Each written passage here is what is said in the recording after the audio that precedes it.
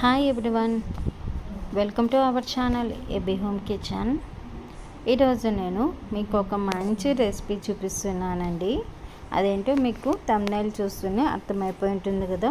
ఈరోజు అందరికీ ఇష్టమైన మిరపకాయ బజ్జీలు అయితే నేను ఈరోజు చూపిస్తున్నానండి. అది స్ట్రీట్ స్టైల్లో చాలా క్రిస్పీగా చాలా బాగుంటాయి. మనకి ఇప్పుడు బయట వర్షాలు అనేది పడుతూ ఉన్నాయి కదండి. అలాంటప్పుడు ఏదైనా మనకు నచ్చినది వేడివేడిగా తినాలంటే ఫస్ట్ ఐటమ్ మనకేంటంటే మిరపకాయ బజ్జీ అనేది అందరికీ గుర్తొస్తుంది. అయితే నేను ఇక్కడ స్టఫ్ మిరపకాయ బజ్జీ అయితే చేయట్లేదండి, నార్మల్గానే మిరపకాయ బజ్జీ చేస్తున్నాను. ఈ మిరపకాయ బజ్జీ నేను ఎలా చేస్తాననేది ఈ టిప్స్తో పాటు మీకు ఈజీగా నేను చూపిస్తానండి. ఈ టిప్స్తో ఏ బజ్జీ అయినా ఎన్ని వందలైనా కూడా క్రిస్పీగా చేసుకోవచ్చు. అలాంటిది ఈరోజు మీరు మీ మిర్చి బజ్జీ పర్ఫెక్ట్గా చేయాలని అనుకుంటున్నారా? అయితే ఈ వీడియో అయితే ఫాలో అయిపోండి. ఫస్ట్ అయితే ఇక్కడ ఒక కడాయి పెట్టుకొనేసి ఇందులోకి హాఫ్ వరకు ఆయిల్ అయితే వేసేసుకున్నానండి. అది మీడియం హీట్లో పెట్టేసుకొని వేడి చేసుకుంటున్నాను. ఇప్పుడు ఇక్కడ నేను ఒక 1.5 కప్పు వరకు శనగపిండి తీసుకున్నానండి. ఆ తర్వాత కొంచెము రుచికి తగ్గట్టు సాల్ట్ అనేది తీసుకొనేసి కొంచెం బేకింగ్ పౌడర్ కూడా తీసుకొనేసి ఇవన్నీ కూడా బాగా పిండిలో బాగా కలిసిపోయేంత వరకు కలుపుకుంటున్నాను. ఇక్కడ నేను వాటర్ యూస్ చేస్తున్నానండి. వాటర్ ఎక్కువ అనేది లేకుండా చూసుకొని వేసుకోండి. మనకు పర్ఫెక్ట్గా బజ్జీ అనేది రావాలంటే బ్యాటర్ అనేది మనకు ఈ కన్సిస్టెన్సీ అనేది కంపల్సరీ ఉండాలండి. మీకు ఇంకా మంచిగా క్రిస్పీగా రావాలంటే ఇందులో బియ్యపిండి కూడా యాడ్ చేసుకోండి. కొంచెము ఒక 2 స్పూన్ల వరకు యాడ్ చేసుకోండి. చాలా క్రిస్పీగా వస్తాయి. ఇక్కడ నేను చూడండి ఈ మిర్చి బజ్జీ అనేది తీసుకునేసి ఇట్లా లాస్ట్లో నేను ఎడ్జ్లో అనేది కొంచెం కట్ చేశానండి. ఆ తర్వాత ఇట్లా హాఫ్ అయితే కట్ చేసుకుంటున్నాను. మీకు కావాల్సి వస్తే ఇలానే ఫుల్ బజ్జీ కూడా వేసుకోవచ్చండి. నేను ఇలా సగానికి కట్ చేసిన బజ్జీ అనేది మిరపకాయలను తీసుకొని పక్కన పెట్టుకొనేసి ఇలా ఒక్కొక్క పీస్ హాఫ్ కట్ చేసుకున్నా కదా, వాటిని ఇలా బ్యాటర్లో ముంచి ఇలా ఆయిల్లో వేసుకుంటున్నాను. ఆయిల్ అనేది మరీ ఎక్కువగా అనేది వేడి అవ్వకూడదండి. కొంచెం అనేది ఒక మీడియం హీట్లో ఉన్నప్పుడు మనకు మిర్చి బజ్జీ వేసుకోవాలి.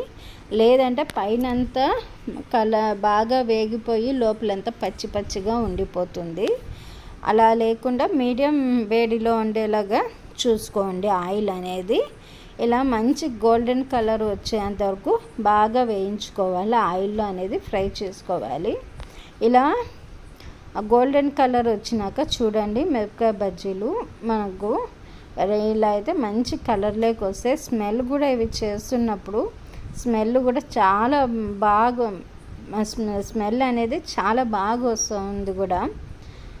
ఇప్పుడైతే మనకు ఈ మిరపకాయ బజ్జీలు బాగా రెడీ అయిపోయినాయండి. చాలా వేడిగా ఉన్నాయి. మీకు ఇంకా కావాల్సి వస్తే ఇందులోకి స్టఫ్ కూడా చేసుకోవచ్చు. నేనైతే ఇలానే సర్వ్ చేసుకునేసి ఇందులో కొంచెం ఆనియన్ వేసేసుకునేసి సర్వ్ చేసుకుంటున్నాను. ఇలానే తింటే చాలా బాగుంటుంది కదా. బజ్జీలో మీకు ఎలాంటి బజ్జీ అనేది ఇష్టమో నా కామెంట్ బాక్స్లో అనేది పెట్టండి. అలాగే మీకు ఈ బజ్జీ ఈ టిప్స్తో పాటు నేను ఎలా అనేది చెప్పాను కదా, మీరు కూడా నా ఛానల్ని ఫాలో అవ్వండి. అలాగే మీకు ఈ మిరపకాయ బజ్జీ ఒకసారి మీరు కూడా ఈ స్టైల్లో చేసి చూడండి. మీకు నచ్చినట్లయితే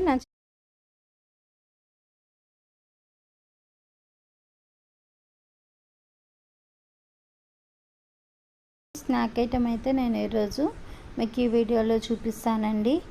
ఏదన్నా మనకు వేడివేడిగా తినాలనిపిస్తూ ఉన్నప్పుడు ఇలా ఇన్స్టెంట్గా అప్పటికప్పుడు చేసుకునేలాగా అన్నీ ఇంట్లో ఉన్న వాటితోనే చేసుకునేలాగా ఈజీ రెసిపీ అయితే ఈరోజు నేను మీకు ఈ వీడియోలో అయితే చూపిస్తాను. స్ట్రీట్ స్టైల్ బోండాలండి. దీనికి కాంబినేషన్ రెడ్ చట్నీ కూడా చాలా బాగుంటాయి. ఇలాంటివి ఎన్ని తిన్నా కూడా మరిన్ని తింటూనే ఉంటారు, అంత బాగుంటాయి. ఈ ఈవినింగ్ స్నాక్స్కి అయితే ఈరోజు నేను మీకు ఈ బోండాలు ఎలా చేయాలనేది కూడా చాలా ఈజీ ప్రాసెస్లో మీకు చూపించేస్తానండి. మనకు వర్షాలు పడుతున్నప్పుడు ఏదైనా వేడివేడిగా తినాలనిపిస్తూ ఉంటుంది. ఇప్పుడు వింటర్ సీజన్ కదా, ఏదైనా వేడివేడిగా తింటూ ఉంటే చాలా బాగా అనిపిస్తూ ఉంటుంది. అలాంటప్పుడు బయట కొనే బదులు ఇంట్లోనే ఈజీగా మనము ఈ విధంగా చేసుకుంటే మన ఇంటిల్లిపాది కూడా అందరూ ఇష్టంగా తినచ్చండి. మరి అయితే ఎందుకు లేట్ చేయడం, ఈరోజైతే ఈ వీడియోలో ఈ బోండాలు అయితే నేను చూపించేస్తాను. ఫస్ట్ ఇక్కడ ఒక కడాయి తీసుకొని కడాయిలోకి ఆయిల్ అనేది వేసుకొని అది హీట్ చేసుకుందాం. అది వేడి అయ్యేలోపు ఇక్కడ ఒక బౌల్ పెట్టుకొని ఇందులోకి ఒక 1.5 కప్పు వరకు నేను గోధుమ పిండి తీసుకుంటున్నానండి. ఈ గోధుమ పిండిని మనకు ఇంట్లో దోశ పిండి అనేది మిగిలి ఉంటుంది కదా అండి, కొంచెమన్నా ఉంటుంది కదా, ఆ దోశ పిండితో ఏం చేయాలో తెలియనప్పుడు ఈ దోశ పిండిని ఈ విధంగా చేసి చూడండి. ఈ దోశ పిండి వేసేసాక ఇక్కడ నేను జీలకర్ర, సన్నగా కట్ చేసిన పచ్చిమిరపకాయలు, సన్నగా కట్ చేసిన కరివేపాకు, సన్నగా కట్ చేసిన కొత్తిమీర, అలాగే సన్నగా కట్ చేసిన ఆనియన్స్ అండి, ఇవన్నీ కూడా బాగా వేసుకొని ఒక్కసారి బాగా కలుపుకోవాలి.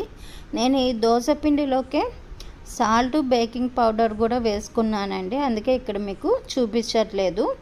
మనకు ఈ బోండా మనకు బ్యాటర్ అనేది బోండా కన్సిస్టెన్సీ అనేది ఉండాలి, అప్పుడే మనకు బోండాలు బాగా వస్తాయి.